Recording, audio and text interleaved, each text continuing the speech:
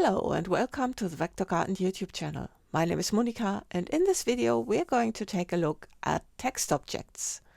So when you create text objects, then you take the type tool, and when clicking you create point text objects, and then you can just type and you've got a text. And you can also click and drag and then type your text into it, and you've got an area text. Now, why would you choose one over the other, and what's the difference between them anyway? So in a point text object you can type along and it goes in one line until you type return, and then it goes into the next line, like so. With the area text object, you define the rectangle, which is the area in which the text flows, and whenever you reach the edge of that text object, then Illustrator breaks into the next line. And whenever you change the area by just changing the bounding box, you see that the text flows differently in that area. So what happens when you do the same with the point text? I'm going to select it, and then when I adjust that, you see that the text gets distorted. So most of the time this is not desirable. So why would you want to create point text at all? Because this is much more practical. Now the difference is when you make this area too small, then you get text overflow.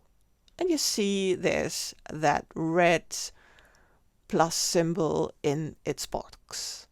Now with this one you could take the selection tool and then pick it up by just clicking into it, create the next text area, and then the text is threaded between all these area texts. So when you want to thread your text, you need area text as well. Or you can also thread path text. But this is about point text and area text.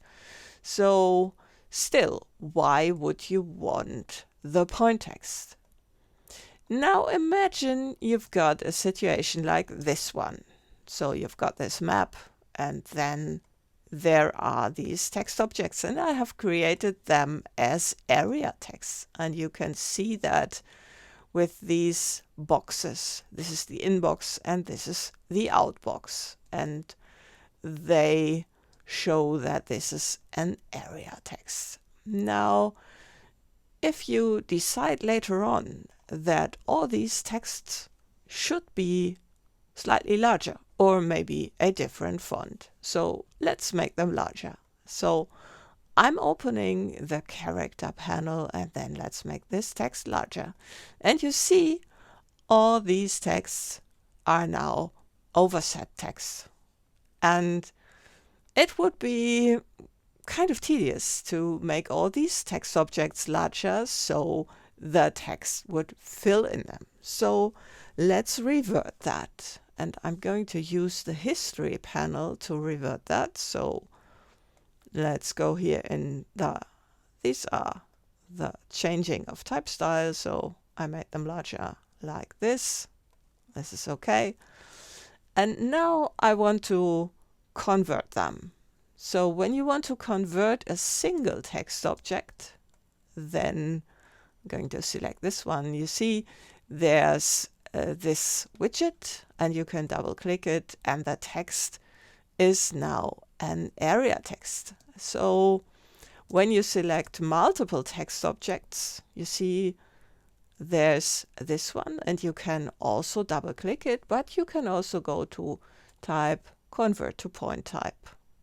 And this can also be made into an action, or You can also assign a shortcut to it by editing the keyboard shortcuts. So let's make them into point type. And now when I change their size, you see it just gets larger and there's no overset text. So that's where you absolutely want to have point text, because then in your maps you can change all that and you won't get overset text. Another situation where you want area text is when you want to make a text wrap. So you can create an object. Let's make that slightly more friendly. Let's make it red, and then go to object and text wrap and make. And you see with this text wrap, it's now working on this text object because it's no longer a point text, but it's an area text.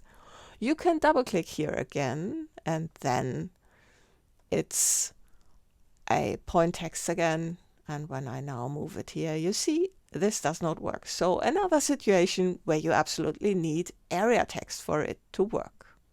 So this is the difference between those two text objects and when you need one or the other. If you liked the video, please give me a thumbs up and subscribe to my channel. See you next time.